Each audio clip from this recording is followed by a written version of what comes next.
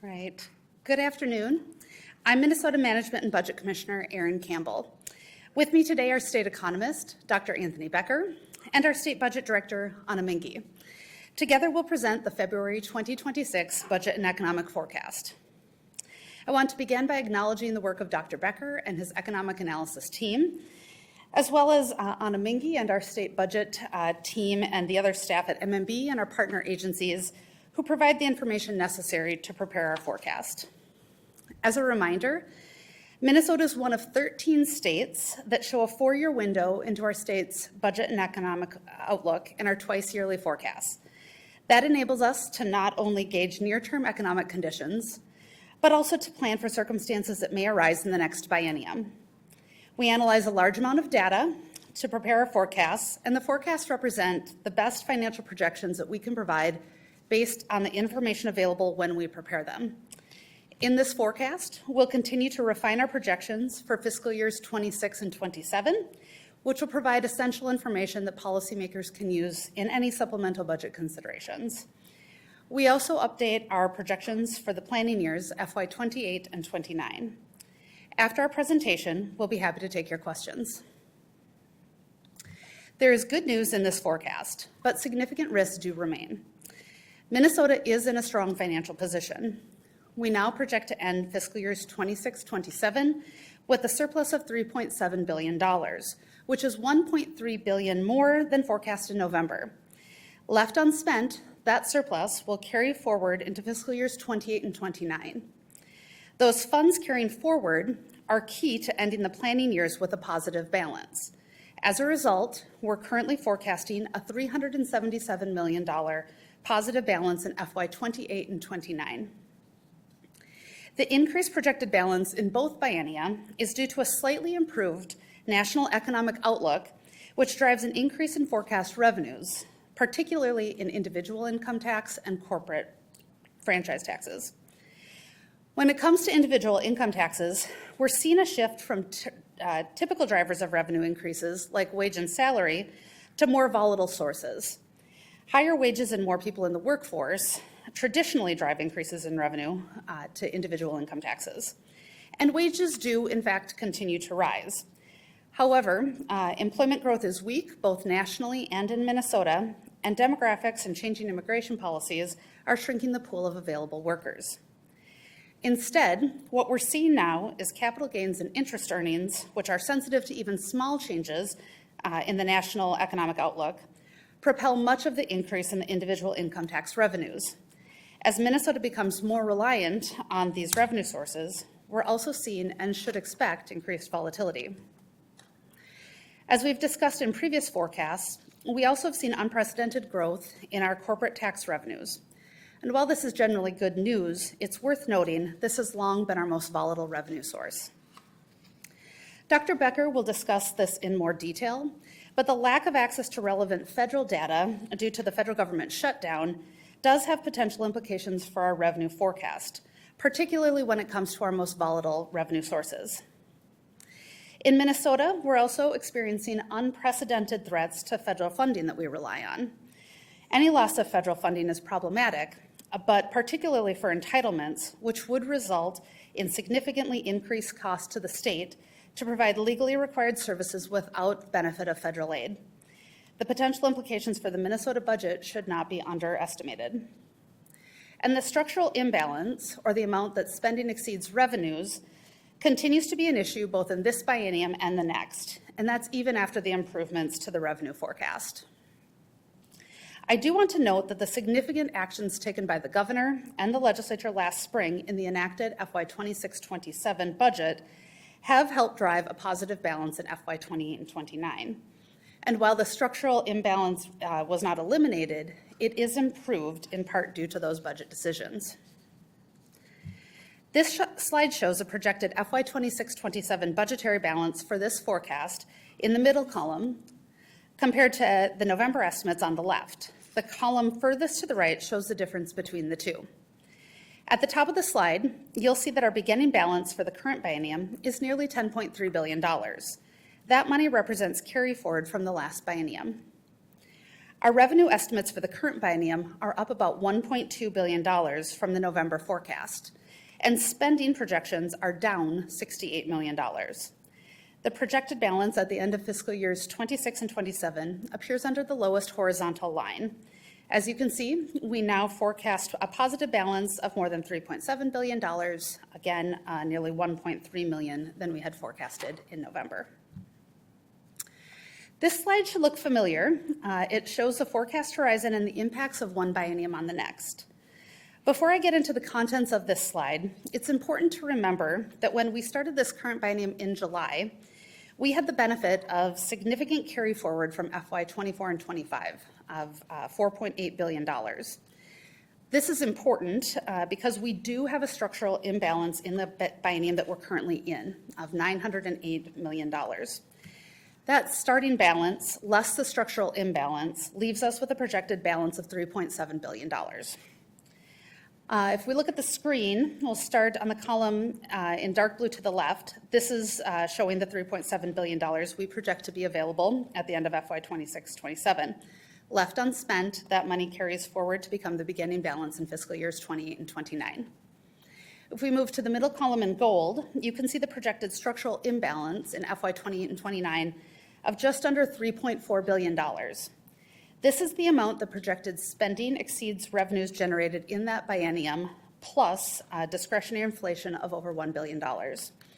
When you subtract that sum from the $3.7 billion, we're left with what you see in the dark blue column on the right, $377 million at the end of fiscal years 28 and 29.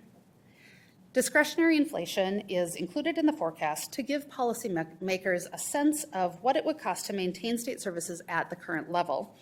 If we don't count discretionary inflation, which as a reminder, legislators are not required to budget for, we'd have a projected positive balance of slightly more than $1.4 billion at the end of the planning years. With that, I'd like to invite state economist Dr. Anthony Becker to the podium to cover our economic and revenue outlook.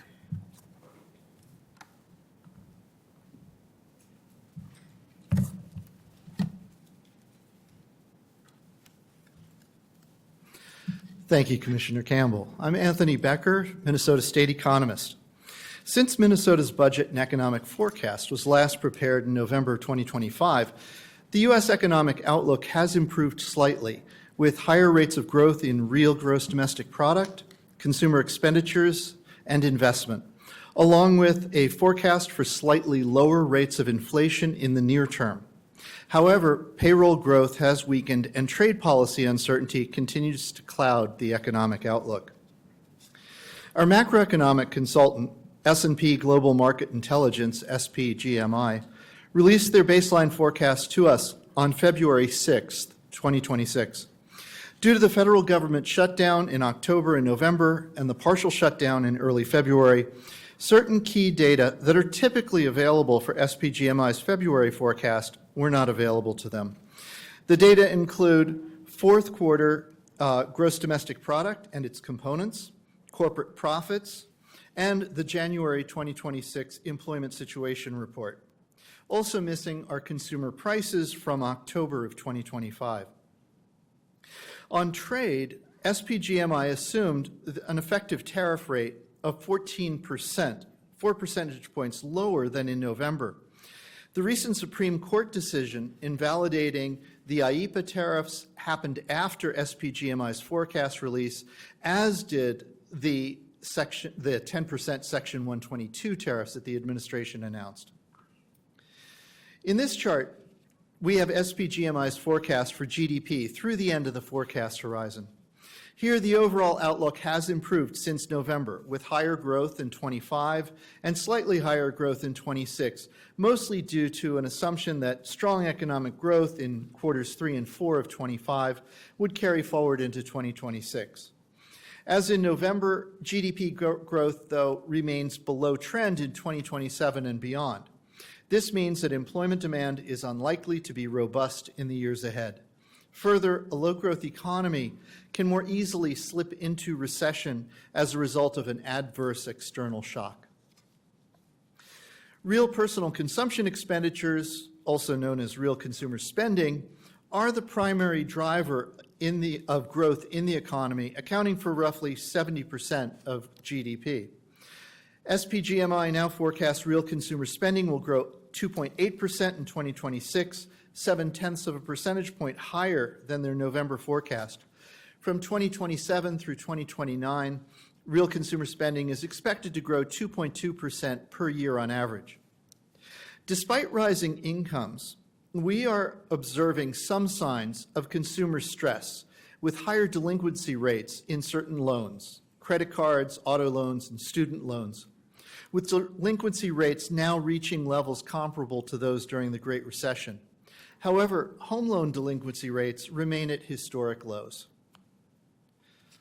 Compared to the November forecast, inflation is projected to be slightly lower in 2026 and higher from 2027 to 29. Lower near-term inflation reflects a lower assumed average effective tariff rate than in the November forecast, and lower inflation that we experienced in late 2025. Overall, inflation in both the CPI and core personal consumption expenditure indices is expected to remain elevated through 2027 before gradually easing in 2028. Corporate profits are now forecast to grow 9.5% in fiscal year 2026, 7.4 percentage points stronger than projected in November. In FY27 and beyond, corporate profits are forecast to show minimal growth. Minnesota's corporate franchise tax is closely related to the level of corporate profits and is the state's most volatile revenue source. The volatility in this revenue source makes it difficult to forecast with precision. Minnesota's unemployment rate has continued to increase over the past year, both absolutely and relative to the national rate. In December, Minnesota's unemployment rate was 4.1%, up 1.1 percentage points from a rate of 3.0% 1 year ago. Although the unemployment rate has risen, Minnesota's rate remains below the national rate, and the state's job market remains favorable to job seekers, with more vacancies than unemployed workers. While this forecast does not include a recession, we are following labor market conditions closely, as some labor market indicators send early signals of economic contractions and expansions. Traditionally, a significant driver of our individual income tax forecast is the forecast for total wage and salary disbursements, and it is little changed since the November forecast. In this forecast, though, wage income is not what is driving the change in the individual income tax forecast. Rather, the increase is driven by increases in non-wage income, principally in capital gains distributions. SPGMI's forecast of the S&P 500 stock index is one determinant of our forecast for non-wage income. Their February forecast is substantially higher than their November forecast for the S&P 500. In November, they projected a 12% multi-year downward correction in the S&P 500, with the market declining through late 2028. But in the current forecast, they assume a milder correction of only 4% and recovery beginning in 2027. Equity markets present both upside and downside risks to the forecast. If equity markets continue their current upward trends, we will see greater levels of consumer spending and higher non-wage income, both of which will increase state revenues. On the other hand, if we see a substantial decrease in market values of equities, both income and spending would likely fall. So turning to the revenue forecast, the first two columns of the table show the February forecast for the current biennium and the change compared to the November forecast. The second set of columns show the same information for the next biennium.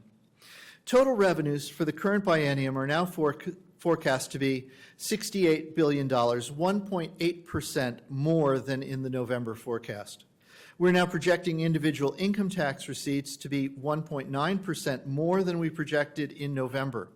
This increase is primarily due to higher forecasts for individual income tax liability in tax years 25 and 26.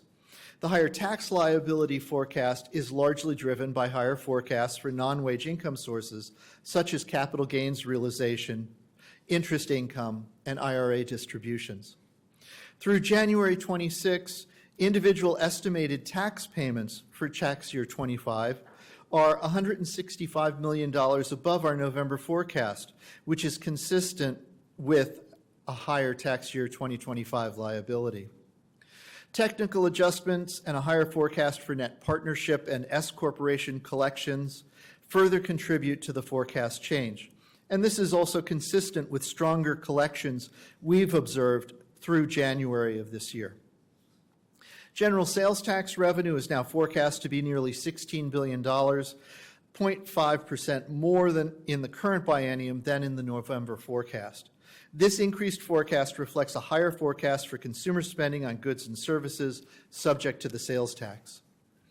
The corporate franchise tax is forecast to generate $6.6 billion in the current biennium, 5.4% more revenue than in the November forecast.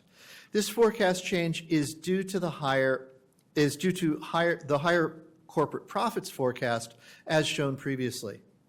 Other revenues are now forecast to generate almost $10 billion, 1.2% more than in November, due primarily to an increased forecast for investment income, the return the state earns on its cash balances, including the budget reserve.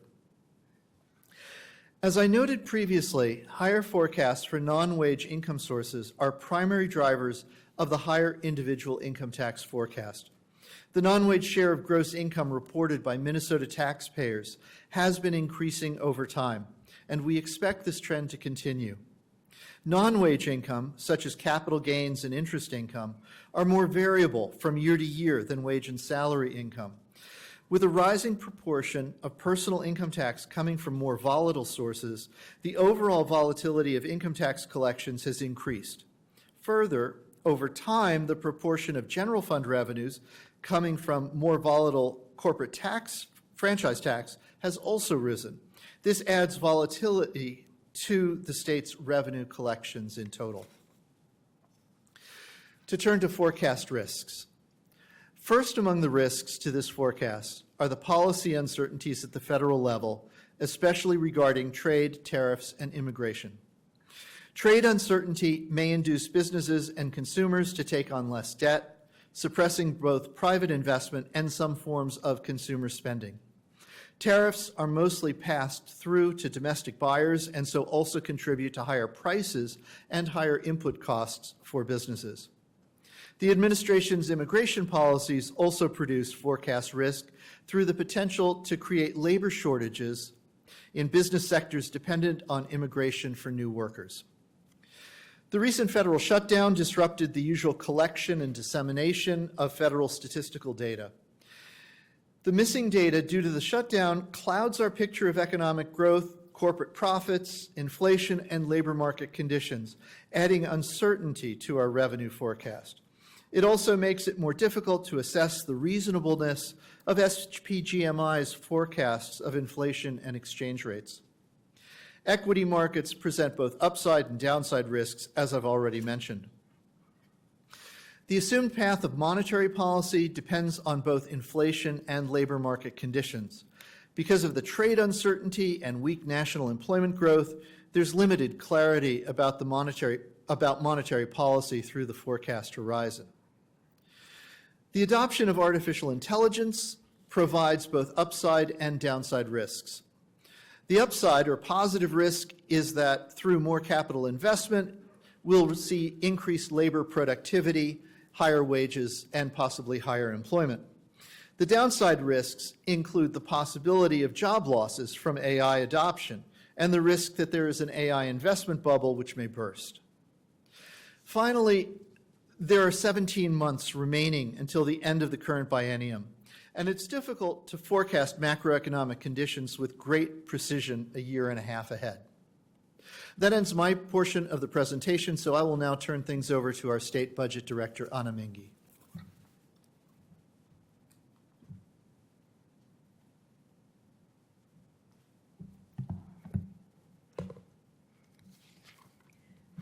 Good afternoon, everyone. I'm Anna Mingy, State Budget Director at Minnesota Management and Budget. Today, I will be walking through changes in the state expenditure forecast, and then I'll turn it to the Commissioner who will walk through our long-term budget outlook. So this slide outlines anticipated changes in general fund spending in the current biennium as well as our planning years of 2028 and 2029. In total, we project that spending in the current biennium will be $68 million lower than our previous estimates, but the planning estimates have increased by $152 million since our last forecast.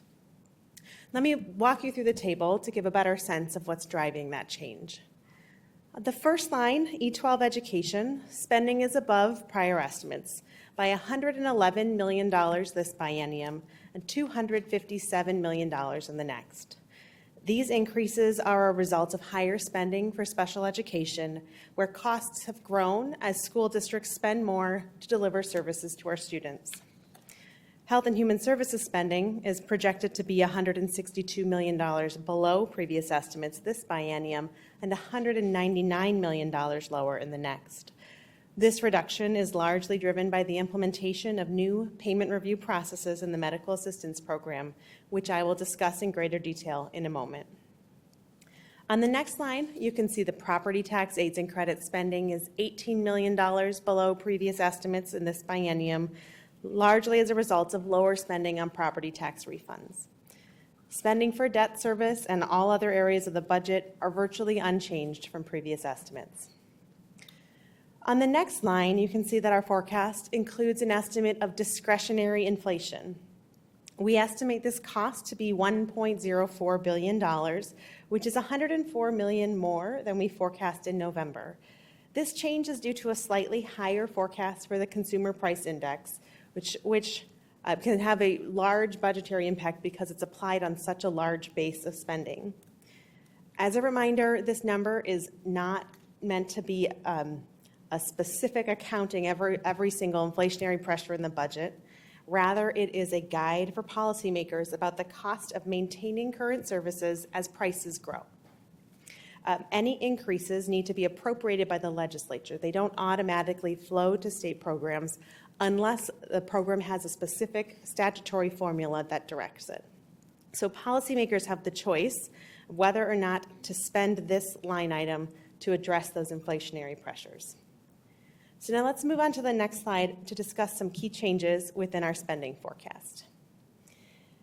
As you just heard, special ed is responsible for the upward revision in our education forecast. These costs have increased by $112 million this biennium and $350 million in the next relative to where we were in November. That is on top of the significant increases that we incorporated in the November forecast of $133 million in 26-27 and $287 million in 2028 and 2029. Today's increases are because we now have complete data about what schools spent on special ed services in the 2024-25 school year. Special ed service spending grew by about 10% last year compared to the 6% that we assumed would grow in the previous forecast. The annual rate of growth for school special ed spending has grown significant in recent years, driving revisions in the state forecast. So the chart on this slide shows actual and forecast state general fund special ed spending from 2020 through 2029. During this time period, we project that special ed spending is projected to grow from $1.6 billion in 2020 to $3.6 billion in 2029. When you look at that on an annual growth perspective, from 2020 through 2023, state general fund spending on special ed grew about 5% on average annually, but from 25 through 29, that rate grows to about 9.5% a year. Some of the changes can be attributed to legislative changes that affect special ed, but overall growth in local education agency spending continues to rise forecast over forecast. And that's really evident on this slide when you look at the previous forecast that we have marked in those dotted and dashed lines. You can see from the end of the 2023 legislative session is the bottom line, then the end of the 2025 legislative session, and finally November 2025 session. So in each of these cases, we've revised our forecast upward to account for higher actual spending sort of at the local level. Now let's move on and talk about a driver of the change in the human services forecast. So this forecast is the first to incorporate the experience that we have with the new prepayment review process for certain medical assistance benefits. In late October 2025, the Minnesota Department of Human Services announced a new process to suspend and review claims for 14 high-risk Medicaid benefits. This was intended to give the agency additional time to identify suspicious patterns and anomalies. DHS contracted with a third party for this review and has established an ongoing prepayment review process for these services. This process has impacted the forecast in three ways, which are sort of depicted in the chart on the screen. So what the chart shows is the forecast savings attributable to the prepayment review process. The most immediate impact, in the dark blue on the slide, is the delay in the payment of fee-for-service claims of 2 weeks. This additional review takes time, and as a result, the claims are paid just one billing cycle later than they would have otherwise. And because everything is pushed out by 2 weeks, there is just a one-time savings reflected in the forecast. But the most significant impact of the prepayment review process comes from the fact that we are receiving fewer bills from providers. Some have referred to this as cost avoidance. Through an analysis of claims from both before and during the implementation of prepayment review, DHS estimates about 4% lower spending in these 14 services as a result of providers simply billing less. This cost avoidance is expected to decrease state spending by $75 million this biennium and $99 million in the next. This estimate is based on actual experience in the most recent quarter, and it's not an explicit measure of fraud. It may indicate that there's a deterrent effect of the new prepayment review process, but it might also be capturing savings related to broader conditions in both the service delivery sector or the broader economy. The third forecast impact of the prepayment review process is the denial of claims that would have been otherwise paid if not for the review. In this process, claims for the impacted benefits are reviewed using targeted analytics and then flagged if suspicious. So if a claim is identified for further review, it's sent to DHS staff, who reviews it and decides either to approve or deny. Based on early data, DHS projects an increase in denials, which reduces state spending by $5 to $6 million a biennium. So in total, the incorporation of this experience lowers the spending forecast by $133 million this biennium and $105 million in the next. So now let's move on and talk about something that is not in the forecast. So as we've discussed in previous forecasts, federal funds are a very important piece of the state budget. Federal funds make up about 1 in every $3 spent by state agencies. What MMB pays particular attention to, though, are federal funds that support state-level entitlements, programs where the state has an obligation under our laws to provide service to individuals regardless of federal funding levels. We estimate these dollars make up about 2/3 of the funds we receive from the federal government. In these cases, losses of federal funds create a direct budgetary impact to the state. Federal funding for entitlement programs has been more volatile in recent months as a result of both federal law changes and administrative action, and there are several risks that are not reflected in today's forecast. One example is related to actions taken by the Centers for Medicare and Medicaid Services, also referred to as CMS, which is the federal agency overseeing Medicaid. On January 6th, CMS indicated their intent to withhold $515 million per quarter from the state's MA reimbursement. That action is currently pending appeal, and the loss of federal funds is not reflected in our estimates today. And now, just earlier this week, we received additional notice from CMS that they would defer $260 million of our Medicaid reimbursements pending further information from the state to justify claims that they flagged. There is also budgetary risk from the fact that some of our state laws do not comply with federal law that passed over the summer. Specifically, H.R. 1, the Federal Reconciliation Bill, made a number of changes, some of which must be implemented by January 1st of 2027. An example of that would be work reporting requirements for Medicaid. If state law is not amended to comply with this change, we stand to lose significant federal funds supporting this program. Unfortunately, we don't have the guidance today to quantify the magnitude of this risk, but we understand that it could be significant and could change our budget outlook. There have also been recent attempts by the federal government to freeze funds supporting child care benefits and MFIP. And although none of these impacts are currently reflected, if they occur, it could dramatically alter our current budget outlook. With that, I'll turn it back to Commissioner Campbell.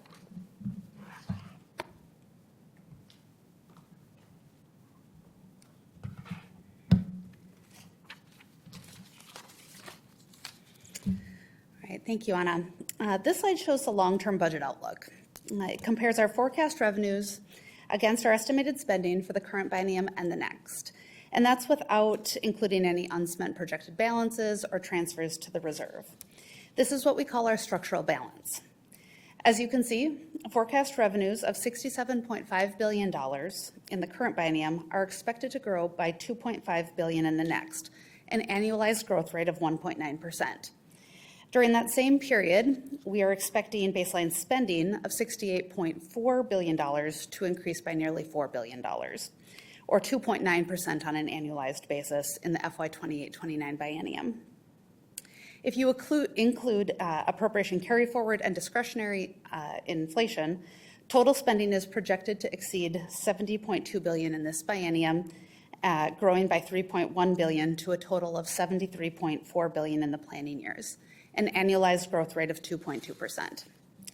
So if we take a step back, when we subtract total forecasted spending in the planning biennium from expected revenues in that same period, you end up with a structural imbalance of nearly $3.4 billion, or $2.3 billion if you don't include discretionary inflation. Despite tremendous progress in the last legislative session, more work is needed to address the ongoing structural imbalance to align revenues and spending. You can see on this slide how our budget reserves have grown over the years, thanks to our nation-leading reserve policy. With the addition of $244 million last November, our total cash flow and budget reserve remains at a record high of $3.8 billion. Those reserve dollars not only protect us against an unexpected loss of revenues in the current biennium, they also help us maintain our AAA bond ratings and our reputation as a financially well-managed state. As I close, I want to reinforce that the state of Minnesota is on strong financial footing. We have a very healthy projected balance in FY 26-27 of nearly $3.7 billion on the bottom line. And despite persistent structural imbalances, we expect to end this biennium and the next with a positive balance. And that's a big improvement from November, particularly in FY 28 and 29. Additionally, we have our nation-leading automatic allocation to our reserve, which means that we have the funds to address an unexpected revenue shortfall. And just a note here that in light of Minnesota's increased dependence on more volatile revenue sources, there may be adjustments needed to the budget reserve target level to better capture those heightened risks in the future. We also have our AAA bond rating that demonstrates rating agencies' continued confidence in Minnesota's responsible financial management and our history of taking actions to keep the state on sound financial footing. And we also have time to address the structural changes needed to bring spending and revenue in line in order to avoid a future fiscal crisis. Still, it will be important for policymakers to keep a few things in mind as they make decisions this legislative session. First, the volatility of the revenue that's driving the forecast improvement. In particular, in light of the relevant macroeconomic data that did not arrive in time to be included in this forecast. Even the most recently released GDP and corporate profits data could have meaningful impacts on available revenues. As we've mentioned, continued federal funding uncertainty could have impacts on our general fund bottom line.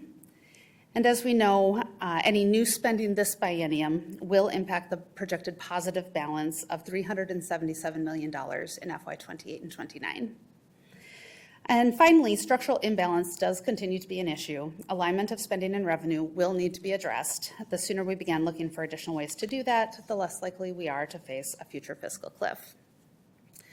Given these considerations, it's our recommendation that policymakers should, at a minimum, strongly consider offsetting any new spending with spending reductions to be mindful of both the FY 28-29 projected balance and the structural imbalance. I do want to once again acknowledge the important work done last legislative session that did have a material impact on this forecast. That fiscal discipline will remain important in this legislative session and the next. As always, MMB will continue to watch for significant changes through our monthly revenue updates, our quarterly economic updates, our close monitoring of federal actions, and we'll be providing that information to the legislature and to the public so that they can anticipate and respond to economic changes. And with that, we are happy to take your questions. Commissioner, can you talk more about the immigration action? We've heard about possible labor shortages, but what about workers staying home, businesses permanently closing, temporarily closing? What kind of impact does that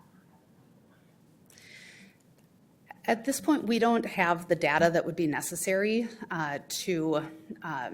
it's not ultimately included in this forecast. The data is not available on that at this time. What kind of uncertainty or fears do you have about not having that data?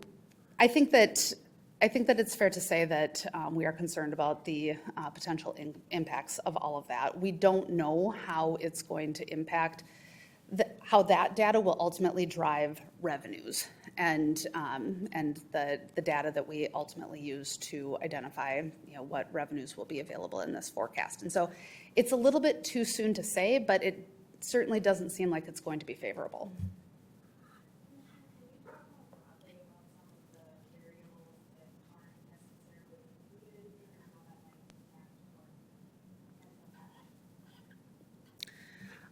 In terms of the federal funding and yeah. Well, take for example the $260 million that the federal government highlighted just 2 days ago. If that came to pass, that money would need to come off of the bottom line, and it would reduce the available balance in FY 28 and 29 by 2/3. And so that's just one example of the variables that we can't include in this forecast at this time, and the real impact that it could have on the forecast. And the reality is that it wouldn't take much to have $377 million in a positive balance end up being a negative number in the next few months. Why doesn't MFB include these variables in the forecast that you were talking about, almost $3 billion a year potentially, which have your money missing? Why does this forecast not even put that in the estimates? So what we put in the forecast is based on current law. These things have not yet come to pass. When they do, we include them. Because they've not come to pass, we identify them as risks and talk about them in that way. What do you make of the federal record?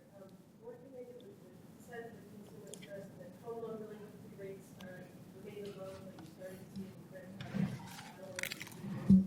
is that gonna spill over into the home loans, or how can we expect it to go?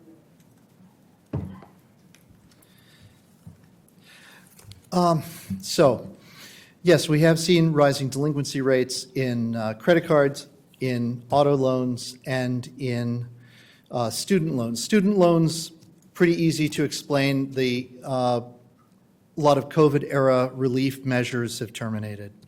And the delinquency rates have risen essentially to where they were pre-pandemic. And then also, they had been fairly steady at a high level out of the Great Recession.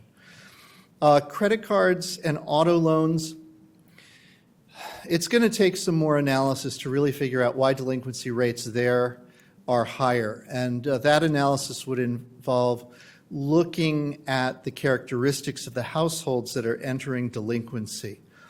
But it is likely because of this term that's been popular lately, the K-shaped economy, where people at the top end of the income distribution are doing well and people in the middle and lower half of the income distribution are not doing so well.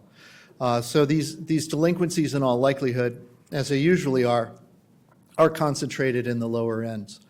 And so more than likely what's going on is that we have this K-shaped thing going on, and that part of the income distribution, people are not, they're feeling the affordability crisis and so forth. And so that would be my best take on this for right now. Yes, ma'am. The prior data, I'm guessing that's going to get worse once new data comes in. Could you talk about that?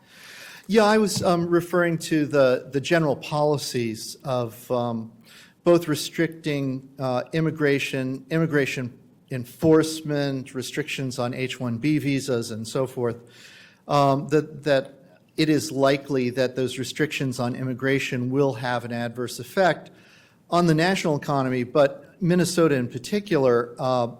Much of our labor force growth over the last several years has been because of international immigration. Now, in the last year, we actually did see a gain from net national migration, which is great for our labor force, but that was the first time that it happened since 2018. But on the international front, yes, I think there will probably be reduced labor supply in a number of areas. Thank you.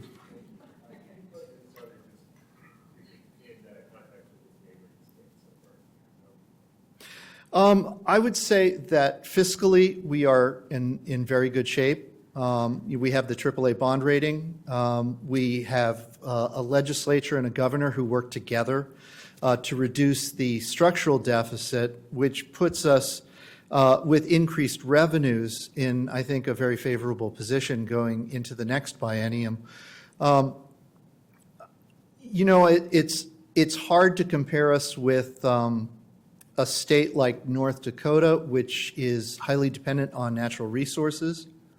But I would say that Minnesota's economy tends to be more resilient because it is more balanced and more reflective of the national economy, that we're not fully dependent on, let's say, agriculture like Iowa is more highly dependent on agriculture, not fully dependent, but North Dakota is highly dependent on extractive industries and so forth. So I think we're able to weather storms better, and that we also are poised for growth sooner. So.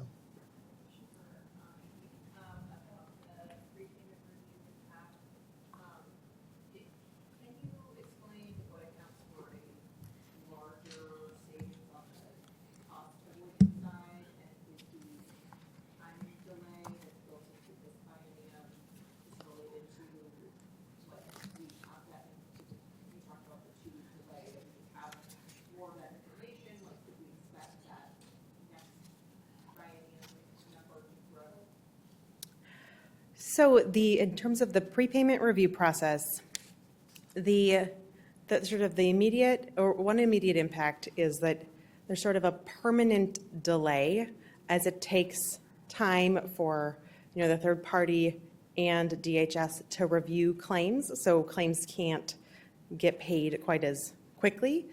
And we just assume it's sort of like we take one billing cycle and move it into the next year, and then that year we take that last billing cycle and we push it out. So this is we assume it's just a one-time savings as everything just gets pushed out a year, or pushed out 2 weeks, and every year just has a 2 week shift in and 2 weeks shift out.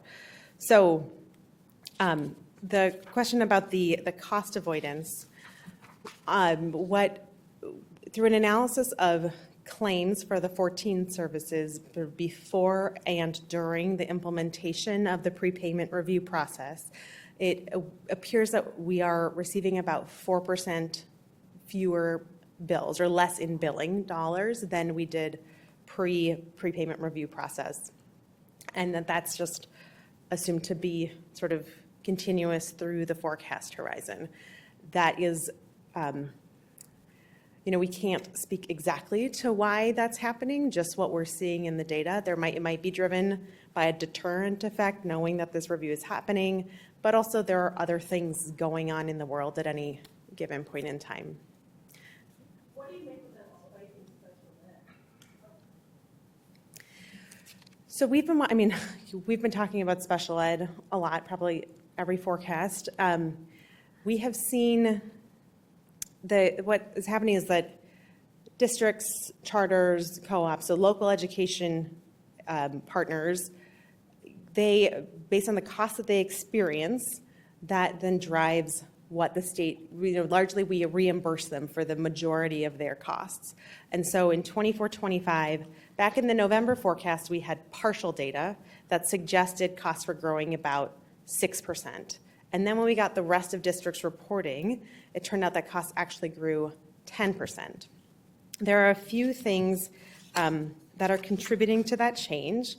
So most of it is that most special ed spending is on payroll and fringe costs for personnel, and that is like growing over time. I think that the cost of labor just is growing, and sometimes there's a lagged effect from some of the inflation that we've experienced in recent years. There's also a major driver is special ed transportation costs, which is something that we talked about last year a fair amount as well. And then there's another program called ADSIS, which stands for the Alternative Delivery of Specialized Instruction Services, which is also mostly staffing costs. It's designed to provide interventions to assist students to avoid them needing more intensive services. And applications for that program is up significantly as well.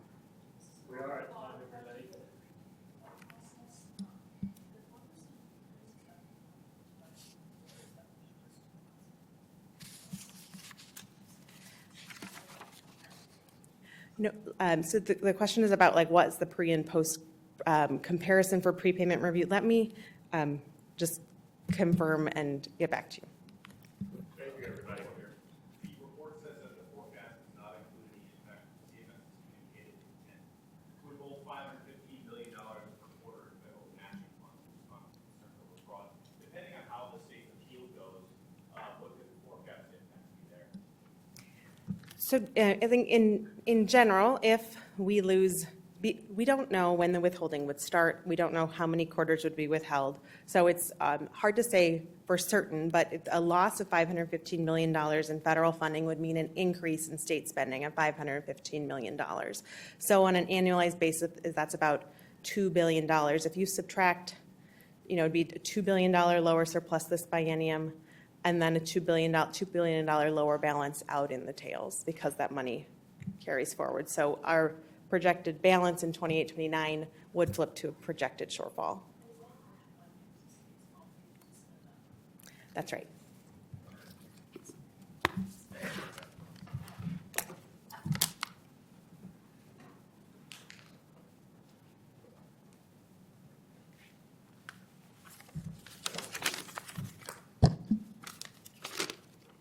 Well, good afternoon, and the picture fits. It does feel like spring. First of all, a thank you to Commissioner Campbell and all the staff over at MMB for the continued work, to Budget Director Mingy and your team, and to Dr. Becker. Thank you for taking on this work and providing us good data. Look, it's good news day. Minnesota's economy continues to be one of the most resilient and diverse in the country. We've had disciplined budgeting help protect Minnesotans from a lot. Over the last 7 years, I guess, between global pandemics, global economic turndowns, tariffs, Operation Metro Surge, and the Trump administration's continued retribution against Minnesota, we've weathered those things. Our goal is to keep Minnesota on solid financial footing, ready to handle whatever comes. We've worked to do the things that were necessary, and it's not easy. And I said I'm going to be putting out a very, I think, measured supplemental budget in the next month. But I will continue to say this. We have made the pledge that we wanted to make Minnesota the best place in the country for a family to live. We wanted to make it a place where people are able to achieve their dreams. We don't have a budget year this year, but we have important work to do. Yesterday, we rolled out again, as we have for several years now, a more comprehensive package around our continued fight, which we're seeing great returns in, of protecting these incredible programs that we're getting incredible results from. Tuesday, we introduced a proposal to keep Minnesotans safe with a gun violence prevention package. We'll do more of that, but my budget will come out next month. But what I'd like to say is, budgets are not just fiscal documents, they're moral documents. They reflect what you care about. And we made a case to make this the best state in the nation.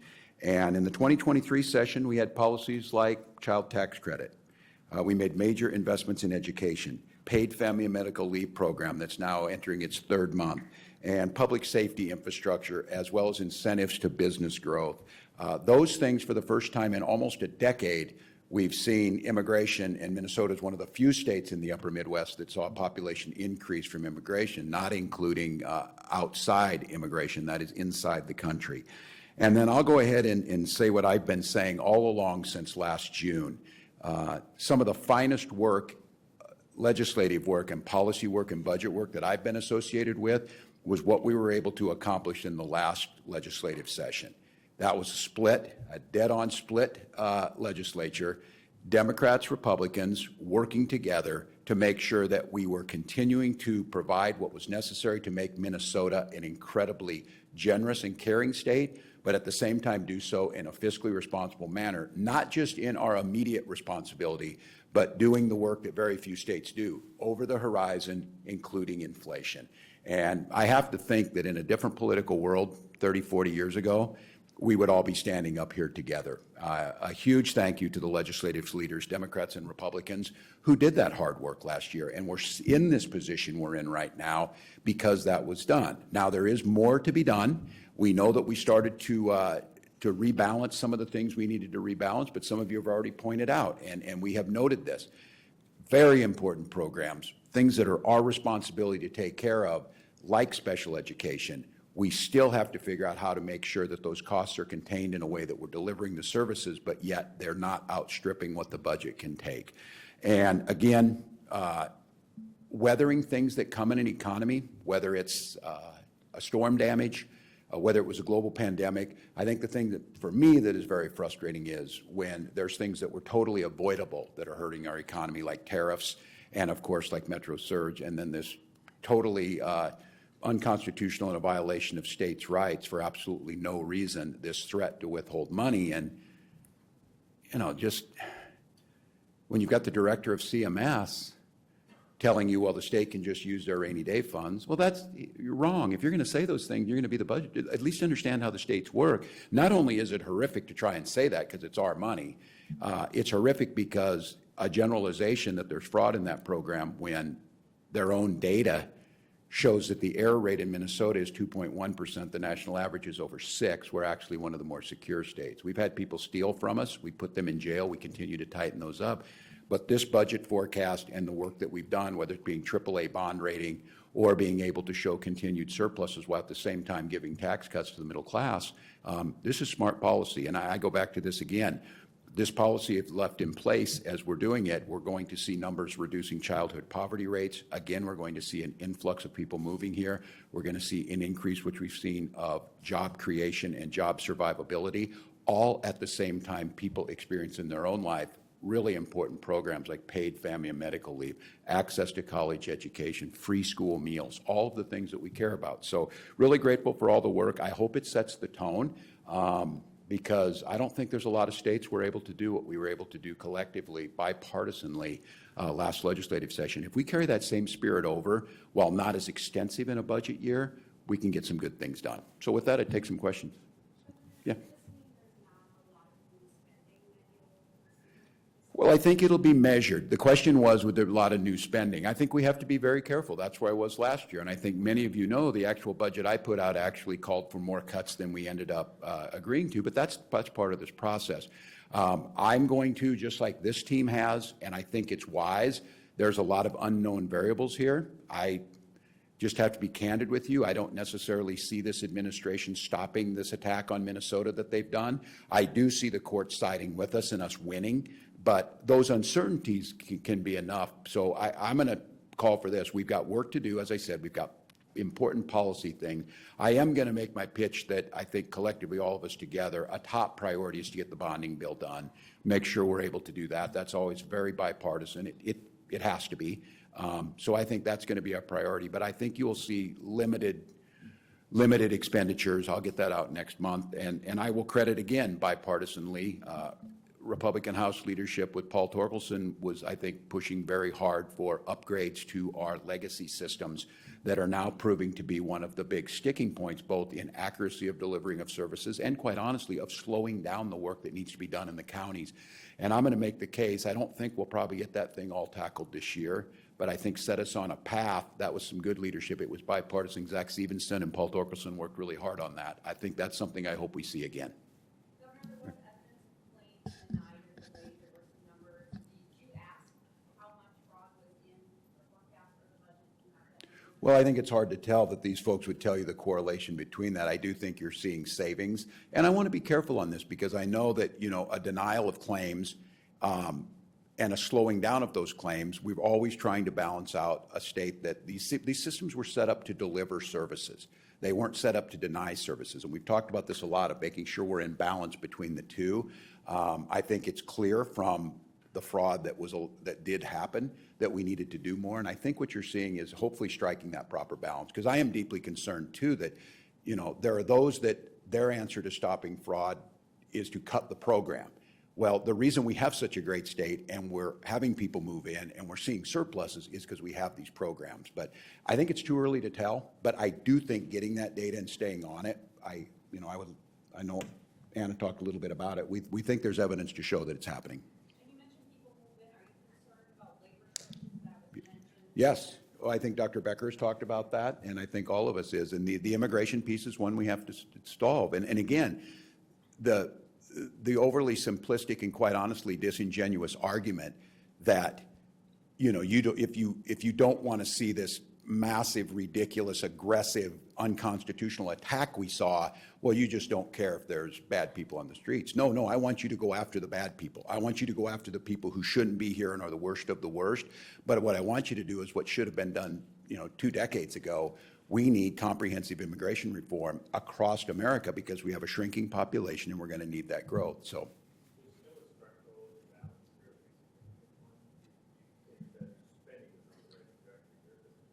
well, I will let the team talk here. Actually, if we didn't spend anything, I do believe now that is a $377 million bottom line if we carry over. Is that correct? Yes, that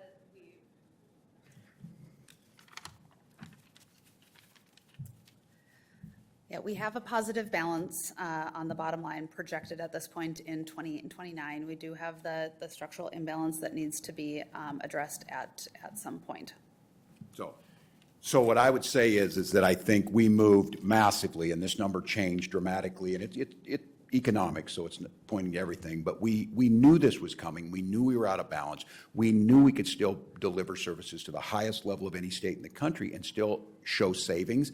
We made a good move on that. I am convinced if we stay on this track, if we give our counties or figure out a better way that we're delivering these services, if we give a modernized, get away from that old legacy system of how we do these benefits and put in the things in the program that we're putting forward on prepayment verification and all of that, I think what you're going to see is you saw spending going down. I think you can continue to do that and still get the level of services. But I would caution again, we tackled a big chunk of that. We did not tackle it all, which was good because we started early enough. I think we take another bite out of it this time. And when in 2027, when the budget year comes up, I think we're much, much better prepared to handle it.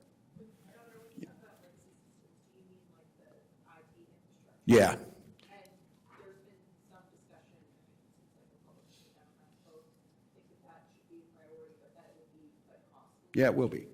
So are you concerned about the cost of that if we do still have this imbalance? Yeah. Yes, the question is really good. It's about the IT infrastructure, especially for social services delivery. I went down to Dakota County with county commissioners down there and they put me through said, here's an application, you do it, Governor, how to put it through. It's as antiquated as you can possibly imagine, and it's prone with the ability to make errors. Our people and the county people do an incredible job with it. But these legacy systems, this thing dates back. Nobody wants to do this. It's incredibly expensive. It's incredibly hard. And we've just kept patching that thing down the line. It's going to have to be fixed. So I'm willing to work with the legislature. I think we need to take a bite out of it. What I think we need is a multi-year plan on budgeting to tackle that, working hard. And then I think we're learning a lot, reorganizing. We made progress. I think some of us forgot about this. This is not new that DHS was too big, too unwieldy. So we broke it apart to try and get a better view into that. There is more work to be done, so I think a reorganization around DHS, I think those are bipartisan things that we agree with, continue to do so. Yeah. You stated this week that a comprehensive drug plan and also a comprehensive fraud plan. Do you have any ballpark estimate at this point on which those packages respond? I don't actually on that one, and I can get it to you. I think they're relatively close to budget neutral, and we'll get back to them. So I don't think there's a lot of spending in those packages. Hopefully we should see savings in both of those. The fraud obviously is one. Governor, one of the areas that was significant spending growth in the forecast is special education. Yeah. Is there anything that you would bring in that spending or anything that will be announcing? I think so, and I want to be very careful, and this is to the legislators who are really thoughtful about this. I think in terms that we're using of talking about reining in spending or all of this, just to be clear, these are fundamental services that we have both a moral and a legal obligation to provide. And when we're talking about curbing the cost, we're talking about being more efficient. We're talking about better ways of doing it without saying this group of folks is a burden on our budget and we need to cut them down. That's the wrong way to approach it. I do think there are things that we could do there. I don't think, and I said it last year, I don't think we're getting all of the efficiencies. And we talked about this. I would just want to say, just for an example of helping counties out, and this is kind of, I wouldn't call it unintended consequences, but it's like squeezing the balloon and it comes out somewhere else. We reduced the cross subsidies of making sure we were getting money to them, getting to the city, to each of the school districts. But by us picking up the cross subsidy, perhaps there are programs being delivered that would have been thought differently if that wasn't there. And I just say that this is a fundamental Democratic and Republican idea that we should try and be as efficient as we possibly can. And I think in some of these areas there are savings that can be found without having any negative impact on the folks we care about and seeing a savings. But I am concerned about it. I made this analogy last year that from one biennium to the next, just the increase in special ed transportation funding, just that piece of the special ed, was actually bigger than the entire DNR budget. So people say you need to cut government to save that. We could cut all of the DNR, every single thing they do, every person over there, every job, every state park, everything. And in 2 years, the savings we would have saw would have been eaten up by the transportation cost in special ed. We're going to have to figure that out. Yes. Governor, this week we're receiving lots of federal dollars be paused. What ways are you going forward or coming up with your recommendation to the legislature? What message do they have to deciding how to spend that money? Is there a big concern? Yeah, be fiscally conservative. Focus on the things that make a difference. Focus on the things that are growing our economy, that are creating the surplus, that are improving people's lives. But be very thoughtful. Look, this is I'll be generous. This is an unpredictable federal government. What I really need is, and I don't know if I heard it yesterday, it shouldn't be that difficult for every legislator to say, this is the wrong way to approach this. You don't just throw this out there. You don't have the director of CMS said the state can pick it up, which is not true. It doesn't work, not to mention we're a donor state. And just, I need Republican legislators to ask the federal government to not do these type of things. And I expect those same Republican legislators here to ask us to find savings, and I want to work with them on that. But I think my guidance would be, and it's the way we're going to approach it from our office, this is good news. Minnesota's policies are working. They're making a difference, but it's not as solid as it can be. And I think over the horizon, because it's my goal, I'm going to leave the state in good shape. I'm going to leave the state, again, with historic budget reserves, with budget surpluses, and programs that are functioning like paid family medical leave the way they should, that are actually growth to the economy. So I think we need to be cautious. The legislature is an independent branch. They will come up with the things that they want to get done. But I have to tell you, it was spectacular work last year to be able to get there. Very hard. People took votes they didn't want to.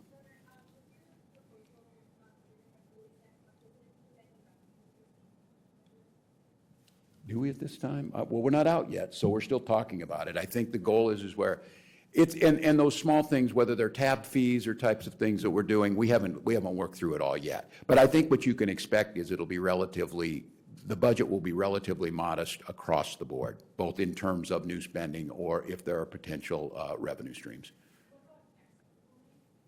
We have to tackle it. We'll see.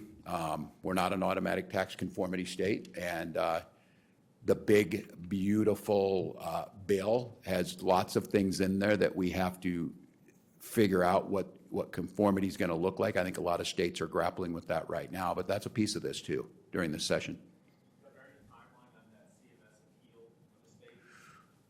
You know, and I would let, if the folks were here to hear this, I would just experience my experience of working in Congress, and when you're dealing with CMS on an appeal, 12 to 18 months is not unusual. And am I speaking out of turn there? I don't think we know what the timeline is, Yeah. but we're not. Yeah, but here's the thing. Again, to my friends in the Republican caucuses, ask them that this is not really wise. And I would ask you again, and there wasn't a single thing. What is the specific fraud in Medicaid that you believe taking away health care from 400,000 children, pregnant women, and seniors makes this move a good move to fix this, rather than the data-driven moves we're making that are showing we're tackling it? And there are other ways to deal with this. I come to the conclusion that they just don't like Medicaid, they being the federal government, and if you're going to be complicit on this and not speak up, this is a really important part. These are our dollars.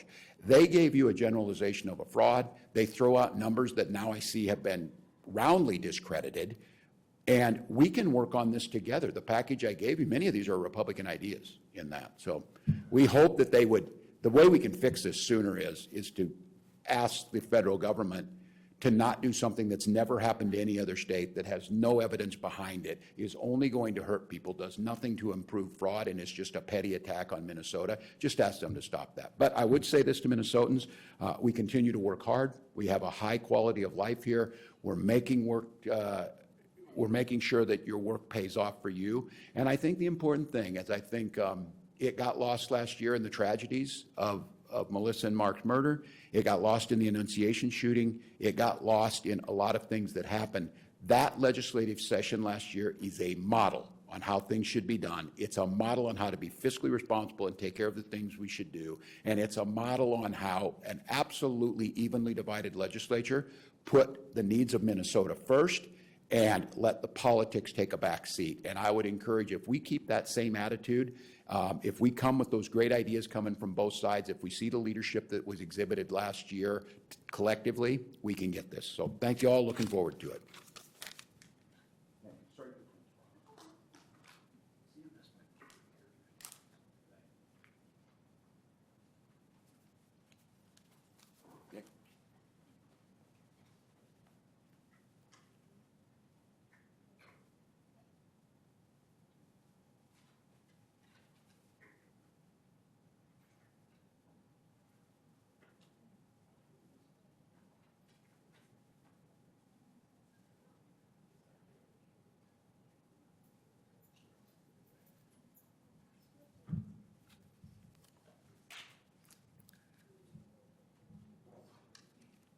Well, good afternoon. I'm Lisa Damas, Speaker of the House. Today's forecast gives us a chance to, as you've heard, pass a bipartisan tax conformity bill that would actually help workers through common sense policies, such as no tax on tips, no tax on overtime, as well as help our Main Street businesses continue to be the job creators that Minnesota so desperately needs. What I will tell you, though, is tax increases on Minnesota families and more government spending should be off the table. Our focus must remain on lowering costs on family budgets. As you heard the work of MMB, they said to offset any new spending needs to be offset with spending or reductions, savings. That's what we need to do here. We know that structural imbalance is still an issue, as you saw in the out years. We still have a spending problem. We need to rein that in. Our work, as you heard, last year helped very much, but there's still much more to do. So we're seeing yet again that Minnesotans are overtaxed, with another forecast that's showing we do have a higher tax revenue than expected. We're also seeing that conformity to program integrity Requirements set by the federal government is a necessary step to cut down on fraud and ensure that dollars are going to those that need it the most, as well as to ensure that we don't lose the federal dollars. We need to act. House Republicans stand ready in 3 ways. Federal tax conformity. We're also looking to take the pressure off of family budgets, and we want to stop fraud.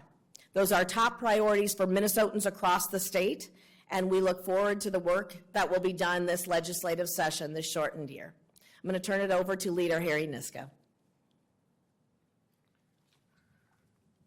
Thank you, Speaker Demuth. My name is Harry Niska, the Republican floor leader in the Minnesota House.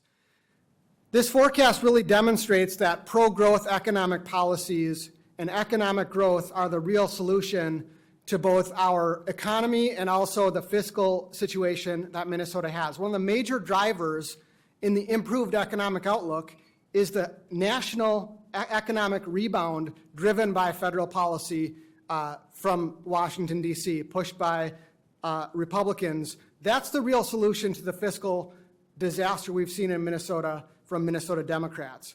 We need to reverse the policies that are holding our state economy back so we can fully participate in that national economic rebound. We saw this from what the Minnesota Chamber recently released. They did economic benchmarks looking at where we are at compared to the other states in our country in economic growth. Minnesota is falling behind in economic growth compared to other states, falling back to 33rd in GDP growth, 39th in job growth, and 46th in growth in median household income. Even if Minnesota were to improve its economic policy to where we were in the middle of the pack, we would actually be in that much better of an economic situation. So Minnesota needs to dramatically reduce its or dramatically improve its tax and regulatory environment, its economic competitiveness, so that we can keep up with the rest of the country. Unfortunately, Minnesota Democrats are too focused on fighting against the federal administration and fighting against those economic opportunities to allow us to fully participate in that economic rebound. The recent announcement from Senator Klobuchar that she's going to vote against new mining opportunities in northern Minnesota is a perfect illustration of the wrong direction that Minnesota Democrats are focused on. We should be trying to fully capture the economic rebound that's happening in the rest of the country here in Minnesota. This also demonstrates how we need to continue the fight on fraud. We saw today that health and human services costs started dropping as soon as the administration finally started checking for fraud in these programs. That's the bare minimum that the administration is doing right now. We have a robust plan we've been talking about for years and years and years, and we have the opportunity to cut down dramatically on the amount that the state pays out to fraudsters. It's good, I guess, that finally in the 8th year of this governor's administration, he's implemented some bare measures of fraud that have slowed down the avalanche of fraud that's been allowed under his administration. But imagine what we would have saved if he had taken Republicans seriously when he came into office instead of paying out billions of dollars to fraudsters over the years. Minnesota Republicans are going to continue to fight for program integrity, and considering the fact that, as the governor acknowledged, a big part of the Democrats' newly announced fraud plans are provisions that Republicans have been advocating for, fighting with Democrats for years and years. We expect that we're going to be able to make some really serious additional progress on stopping fraud, and that should improve our economic outlook going forward as well. So now I'll turn it over to Senate Leader Mark Johnson. Well, good afternoon. And first of all, cheers to the national government right now and the policies that they're putting in place that are pro-business, making sure that our national government or our national economy is growing in a way that allows Minnesotans to reap the benefits from that. That's really what saved Minnesota's budget right now. Cheers to Minnesota Democrats that continue to focus on government needs. We got to make sure that we are focusing on the needs of Minnesotans for affordability. That means tax conformity. That means making sure that we're lowering things such as tab fees for vehicles. That means that we're focusing on things that affect things like property taxes. Look, we need to make sure that we're doing the things that focus on Minnesotans, putting them first throughout every policy that we do. And what we saw today was really a model of what Minnesotans should be focusing on, and that's how to grow this economy. We've got an opportunity here. We've got a lot of work in front of us. Democrats are still in a position right now where we're spending more than we're taking in. The only reason why we have money left on the bottom line is because our savings account still has money in it so we can write checks. That's going to run out soon. If we don't fix that, we're going to be in a heap of trouble. This session, we got to work together and making sure that we are focusing on Minnesotans and trimming down government spending in a way that helps out this state to make sure that it can grow and prosper in ways that we haven't seen for a long time. You saw the tone of the governor today really was a different tone that I haven't seen from him.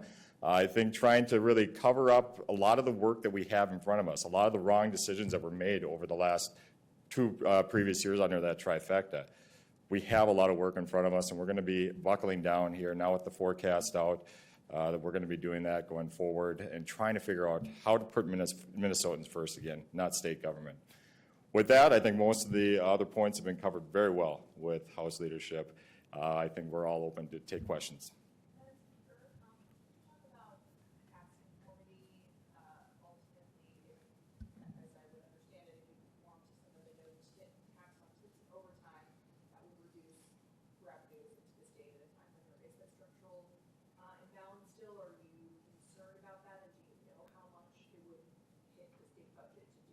Yep, the question is on tax conformity, how it would hit the state budget. And I want to clarify, as we heard from MMB, they said to offset any new spending with savings or spending reductions is what we need to do.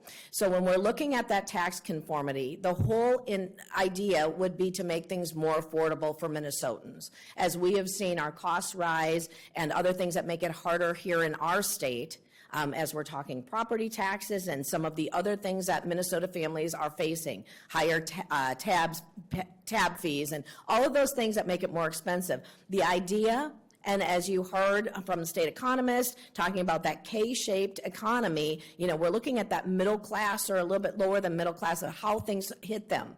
No tax on tips specifically in the first fiscal year would be $126 million. No tax on overtime would be $265 million. That is a hefty amount when we're looking at where the budget is, but I want to remind you of where we were in 23 and 24 with excess taxes, excess spending. We had the $18 billion surplus, and what we didn't do for Minnesota families then is we didn't give them relief. We taxed them more. It is catching up with us. Right now, our state looks okay with a deficit down the road. We have to be smart, but we also have to make sure that job creators and job providers can do what they need to in the state to grow our economy and then still make things affordable for Minnesotans. Thanks for the question.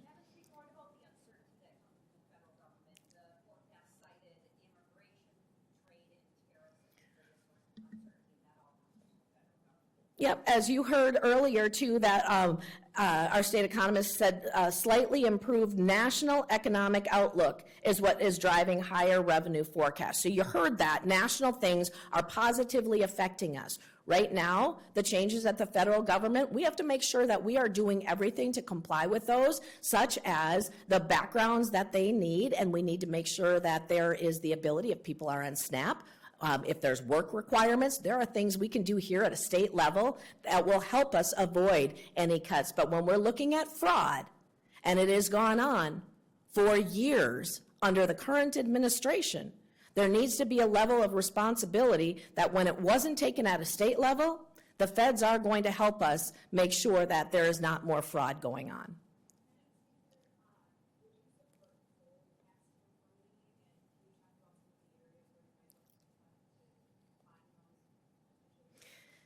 So what we're going to be looking at, and I'm not saying right now that we need to do full tax conformity. Would I like to? Absolutely. I want to make things more affordable for Minnesotans. But our Ways and Means chairs, our tax chairs, our caucuses are going to be looking, and for every dollar that is either unspent or could come back, they're going to be doing that hard work together. We are still in a tie in the House, and as you heard the governor say how well we worked together last year, we have that opportunity, both Democrats and Republicans in the House, and then along with our Senate colleagues, to do the good work for Minnesotans. Whatever dollars we can find for savings, we will absolutely do that.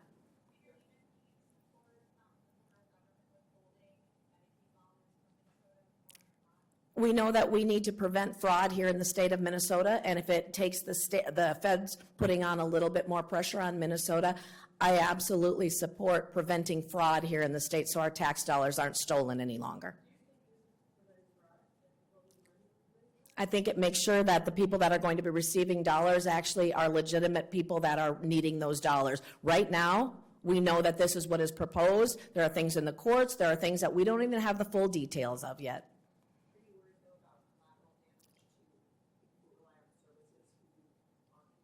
We know that we are taking care of people in Minnesota as they need to be. We have to look back. As you heard just a couple of days ago, there's going to be a look back process. No problem. Jumped the gun a little bit there. So, Donald Trump during the State of the Union address, he said that Somali pirates are pillaging the state of Minnesota and that $19 billion they get from the state of Minnesota. Do you agree with the president that Somalis are pillaging the state of Minnesota? What I know here in the state of Minnesota is we have record fraud. Whoever has committed that record fraud, it has gone unchecked for years here in the state. We need better accountability within our programs. Obviously, you heard earlier that Governor Walz said, the programs, just cutting programs maybe isn't what we should do yet. Governor Walz is the one that cut the housing stabilization services because it was riddled with fraud. Minnesota has a fraud problem that needs to end, and that is the focus that we're working on.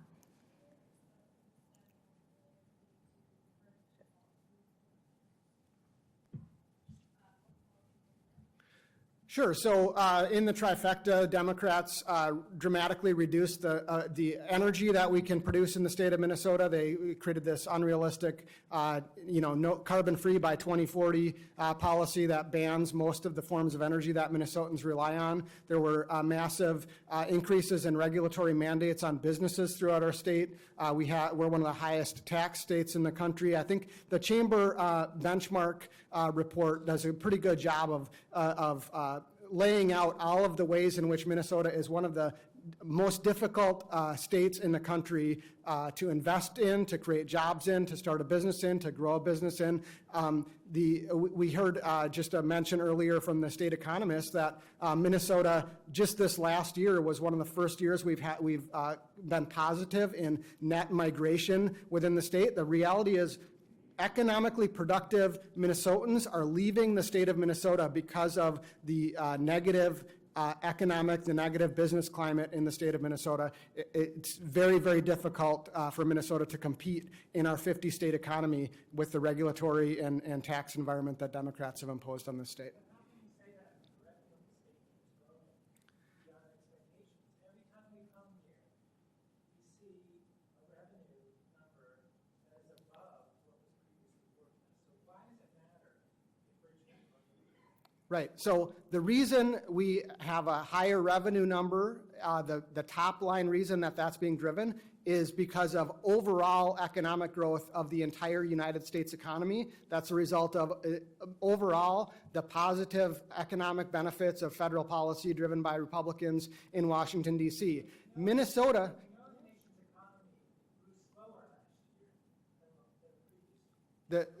Our nation's economy is doing better now, and the outlook for it is better now than it was the last time the SPGMI did. And Minnesota is lagging behind the rest of the national economy. Read the Chamber of Commerce benchmark report, and it lays it out pretty well. We used to be sort of middle of the pack in terms of all kinds of economic growth metrics, and we're falling down into the 30s and 40s on all these economic growth metrics. And that should be pretty concerning, I think, to Minnesotans as we think about the importance of economic growth to our fiscal health going forward.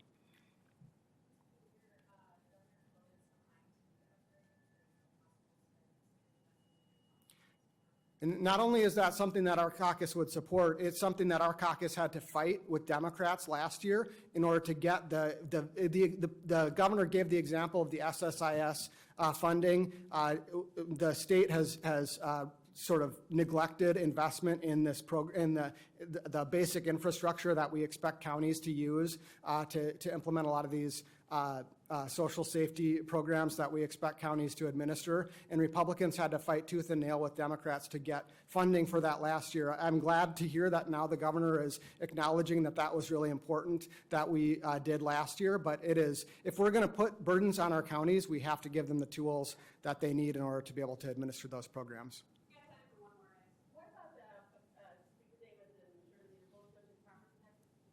What's the property plan for reducing the property taxes? Yeah, we're looking at everything on the table. Obviously, what we were just talking about was a big driver in the property taxes. This last year, the state put more and more burdens on counties, and that's a lot of the big drivers. We're going to look at every solution we can to figure out how we, number one, reduce the burdens on cities and counties, school districts, paid family medical leave, ESST, a lot of the labor mandates that were put on by Democrats are a big driver in that. But in terms of looking at potential ways to offer direct relief for property taxes.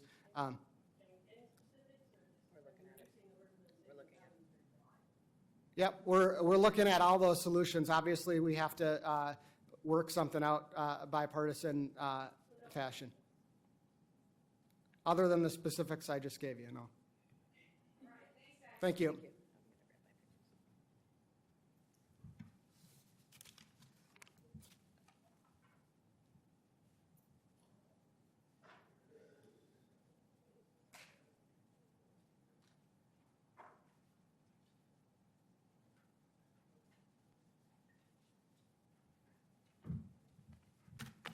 Good afternoon. Today's forecast has some good news for Minnesotans. Minnesotans, our workers and our businesses are growing a strong and stable economy. And effective budgeting by decision makers has saved $10 billion in the surplus and our reserve account. That is good news for Minnesota. Our stable economy and balanced budget are a reflection of Minnesotans' tradition of stewardship, good governance, and hard work. But what was a flashing light of caution is now a bright light with warning alarms signaling trouble coming from Republicans and Donald Trump in Washington, D.C. Huge cuts to health care and food programs, and shifting costs down to state and local governments and household budgets. Minnesotans are paying more, they're getting less. The increase in revenue in this forecast comes from the wealthiest few who had a great year in the stock market and they cashed out their gains. Good. Meanwhile, a growing number of Minnesotans are behind on credit cards, car notes, and student loans, and the gap between the rich and the rest of us is growing. The Trump Republican budget gives the wealthy another very significant tax cut, and it's paid for by the rest of us. Donald Trump's government and his retribution campaign is harming Minnesotans. He has done these things. He did this. He literally sent masked police who violated civil and constitutional rights. They abducted Minnesotans, and they killed a couple of Minnesotans in our streets. Donald Trump's actions are currently shrinking our workforce, destroying small businesses, and crushing family budgets, the costs of which are not yet evident in the forecast or in people's lives. His agencies are waging financial retribution on Minnesotans, defunding childcare, food programs that keep millions of kids and seniors fed, and health care that keeps hospitals and clinics open and staffed. Minnesotans are paying more in federal taxes than we get back in federal support. It's been that way for a long time, and we don't complain about that in Minnesota. No one needs to give us a medal. We're not Kash Patel. We're not asking for thanks for what we contribute, but we are demanding fairness. The DFL majorities have done everything we can to cut costs for Minnesotans. Billions of dollars in tax cuts for seniors on Social Security and working families. $1 billion for local governments to keep property taxes down. Free school meals for parents and kids, tuition-free college for young people, paid time off for workers. Trump and the Republican Congress are systemically wiping all of that out. Tariffs cost each household $1,700 last year, and Trump seems determined to increase that number in 2026. Housing costs are up through tariffs and labor shortages. Energy costs are on the rise because Republicans canceled clean power projects. There are cuts to and caps on student loans that are pushing college out of reach. Health insurance costs have doubled and tripled because Republicans in Congress didn't extend a tax credit.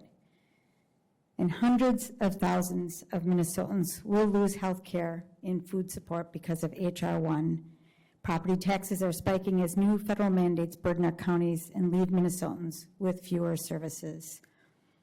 The Republican affordability plans are an insult to people. They advise taking out a 50-year mortgage to buy a house.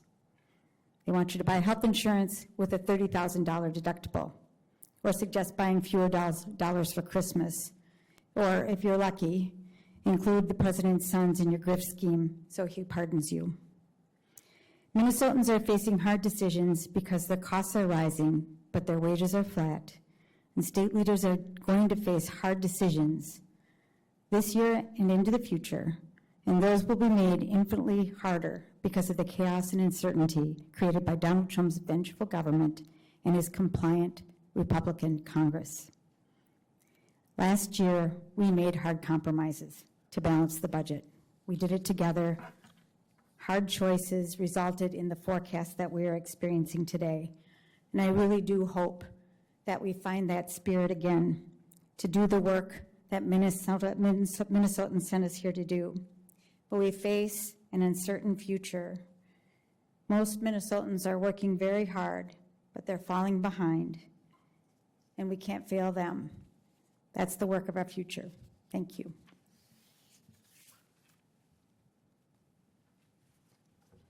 Good afternoon. This is not a normal forecast day, in part because this forecast comes with the biggest asterisk ever. All of the improvement we saw in the forecast today, in fact, more than all of it, would be offset by just the cuts to Minnesota's Medicaid funding that were announced by the Trump administration earlier in the week if they persist throughout the biennium. And that's to say nothing of the other cuts that Trump has promised, and to say nothing of the impact of Operation Metro Surge, which wasn't felt in the forecast either. Unless Donald Trump's retaliatory campaign against Minnesota is stopped, these surpluses are actually deficits. The chaos and uncertainty Trump has caused will make it very challenging for legislators to make budget decisions going forward, and real Minnesotans will be worse off because of it.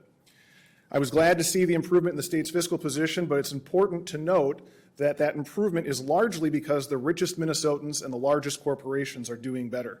Regular Minnesotans are still feeling the pain. An ABC News poll that was released just this morning says that over half of Americans believe that health care, a new car, and a week-long vacation are unaffordable. The most striking slide that MMB presented today to me was the one that's showing the huge growth in what they called non-wage income. Non-wage income being a great euphemism for the type of income that rich people make. Capital gains, interest, dividends. You know who doesn't make a lot of non-wage income? Teachers, nurses, construction workers, regular people, not to mention people on Medicaid. All of the folks who are losing their health care because of Donald Trump, they don't make non-wage income. The House DFL will stand with those folks this session. In December, I stood here and talked about the consequences Minnesotans were seeing as a result of the Donald Trump presidency. Higher prices, higher health care costs, more and more giveaways going to billionaires and big corporations at the expense of the rest of us. Since then, Donald Trump has only accelerated his campaign of retribution, which is his word, not mine, against Minnesota. He sent thousands of federal agents here to terrorize our communities. His illegal and chaotic tariff policies continue to hurt families and small businesses, and he continues to be completely disconnected from the reality people are experiencing, as evidenced by the State of the Union earlier this week. And now the Trump administration is looking to cut $259 million per quarter, some $2 billion a biennium in Medicaid funding from Minnesota. They're not interested in solving the problems we're facing. They're only interested in retribution against a state that doesn't support Donald Trump. This is on top of the other funding threats that have come from the federal government. This retribution campaign is simply harming the most vulnerable Minnesotans. J.D. Vance's solution to the problems they're creating: irresponsibly drain our budget reserve and leave our state in worse fiscal shape for the future. But in ordinary and extraordinary ways, Minnesotans have continued to stand up for their neighbors and their communities over the last few months. As legislators, it should be our job to have their back, to respond to the unconstitutional actions of the federal government, to address the fraud targeting programs meant to help some of the most vulnerable Minnesotans, and to help Minnesotans afford their lives. Instead, our Republican colleagues refused to stand up to Trump. I heard the Speaker of the House say that she supported Donald Trump's Medicaid cuts just a moment ago. I thought that was an incredible moment, that she supported his Medicaid cuts. They cheer him on as he attacked our state, and they continue to defend a broken status quo and a rigged system designed to work only for the rich and the powerful. The people of Minnesota deserve better than that. DFOs will continue to stand up for Minnesotans and will continue to work to build a future where hard work is actually rewarded, families have a real chance to get ahead, and communities can thrive. We're happy to take your questions.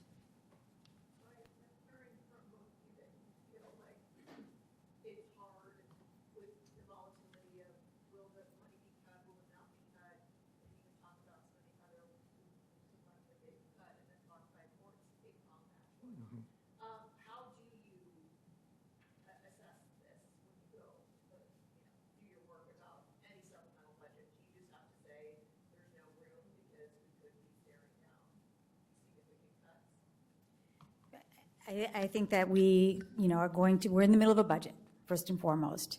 And at least as we are thinking about it, we're keeping an eye on the things that need to happen, the urgent things that need to happen. If we do a bonding bill, which we plan to do, we'll have to pay for the debt service. We should pay for the security measures that have been put in place in the capital and the personnel costs. So there are some things that we need to spend on. But our caucus is very, very committed to being frugal, if you will, prudent as we must, so that we are in a strong position going forward, and perhaps we can weather whatever comes from the Trump administration. And you're right that we can't predict it. He is unpredictable, and it is uncertain, and there could be billions of dollars worth of cuts. And Mark Johnson said cheers to the federal government. I would say cheers to that behavior of holding those things over the state's head and putting vulnerable Minnesotans at risk. So as we balance this budget, we're going to have to think about what kind of flexibility is going to be necessary for the administration if those cuts come in the summer, so we don't get called back in. But hopefully, the Republican members of the Congress that serve and represent the people of Minnesota will talk some sense into Donald Trump and make sure that the taxes that we pay into the federal government come back for us to be able to use for the people of Minnesota.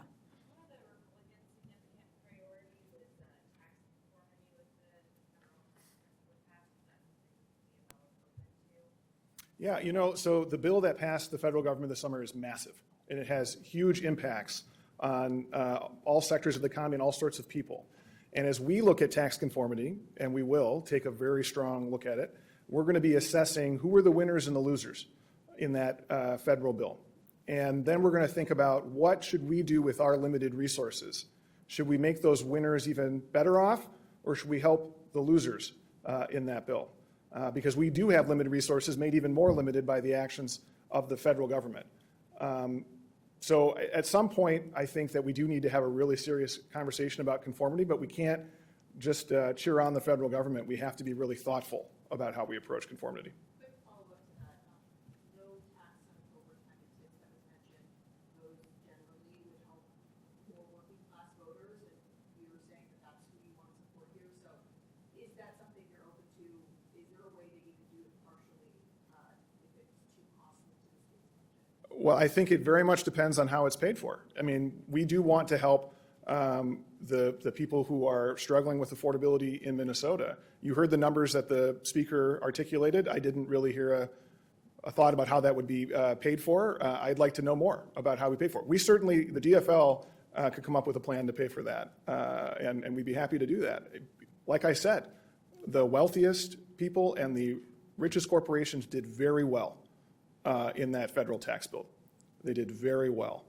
And I don't think that they need to continue doing very well by the decisions we make in Minnesota's government.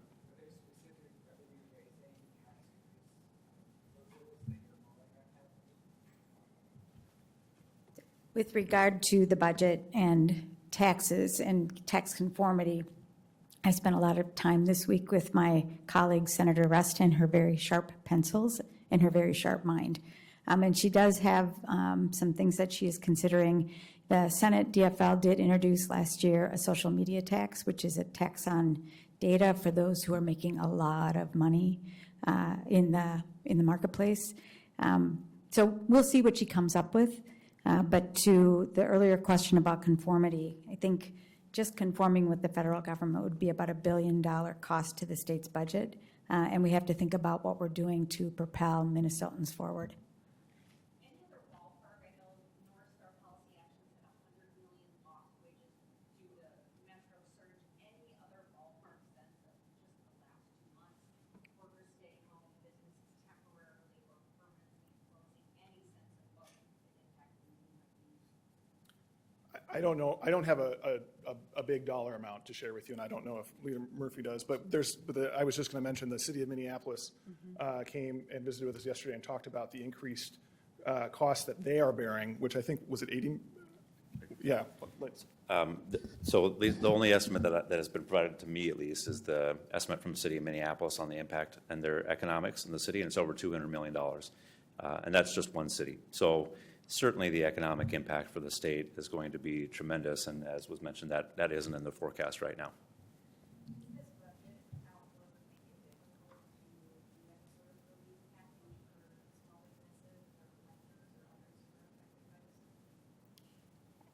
Again, I think that we have to look at the urgent things we can do for the people of Minnesota while keeping our eye on the budgetary balance going forward. And I think most of us are thinking about either spending and reductions to balance out together because we want to make sure the future budget and that bottom line stays intact. For instance, Senator Port has been working over the course of the last couple of weeks on some assistance for people who have not been able to pay their rent, a very short-term, very targeted effort. That bill will be heard, I believe, next week in taxes. It's already been heard in the Minnesota House. That's a really good example. Senator Champion also working on a small business-oriented package. And when I was in Wilmer, not last Sunday, but the Sunday before, I was reminded by small business owners there that their businesses have struggled just like the ones in Minneapolis and St. Paul and the surrounding suburbs because of ICE and detentions and people not coming to work because they're fearful. This is a statewide issue. Even though some of my colleagues don't recognize it. And when we have had statewide crises in the past, we've come together to solve them for the people that have been impacted. And I think we need to take care of people in that same form this year.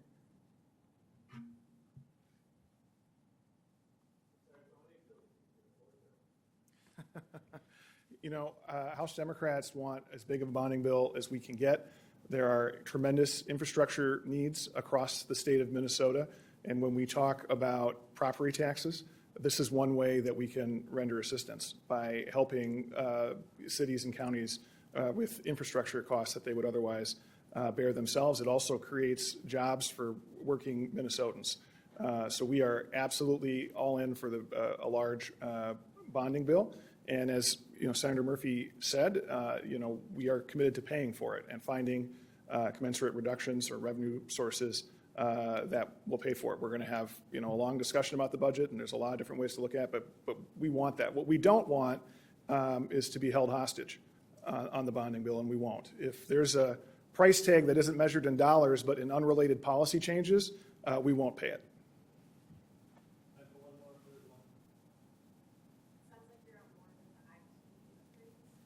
Yeah, I'm more than on board. And I was frankly pretty offended by the idea that they had to fight tooth and nail. It's ridiculous. Representative Jess Hansen led on trying to fund SSIS for years. And, you know, Chair Torkelson deserves great credit for the work he did last year on it. It was, as the governor said, a bipartisan effort, and it was just a complete distortion of the truth to say that they had to fight for it. You know, we rolled out an anti-fraud package last week, or earlier this week, excuse me, it feels like last week. And it included making investments in IT because we do think that that's an important way that we can prevent fraud before it actually occurs, which should be the goal. You know, it's great to have accountability, and we need accountability. The people who are responsible and the businesses that are responsible need to be held accountable for that fraud. But the goal should be to prevent fraud before it happens. And getting these systems into this century, getting them out of the Oregon Trail era and into the modern day is a great way to do that.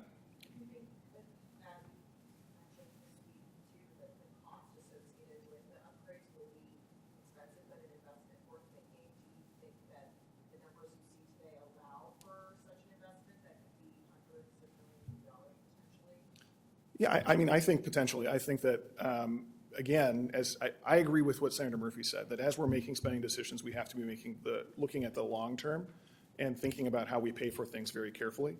And so we're going to have to find a way to pay for that. That's not just taking money off the bottom line. Do I think there's a way to do that? I do.